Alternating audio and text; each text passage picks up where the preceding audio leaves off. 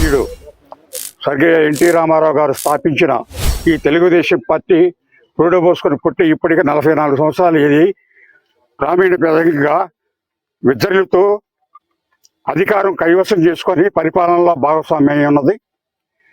కానా ఈ రోజున ఉండవల్లి ఇసుక కోరి సొసైటీ వారు ఈ శుభకార్యాన్ని పురస్కరించుకొని ఘనంగా పడవల యాత్ర కృష్ణానదికి బ్యారేజీ ఎగువ భాగాన 4 కిలోమీటర్లలో ప్రయాణం సాగించడానికి నిర్ణయించుకొని ఈ యొక్క ఆశాభావంతో కృతజ్ఞతా భావంతో ఈ యాత్ర ఎన్టీ రామారావు గారికి అంకితం ఇవ్వడం జరుగుతుంది. అలాగనే ఇక్కడ ఈ సొసైటీని నమ్ముకొని ఇసుక కోరి వారు 25 సంవత్సరాల నుంచి జీవనం కొనసాగిస్తున్నారు.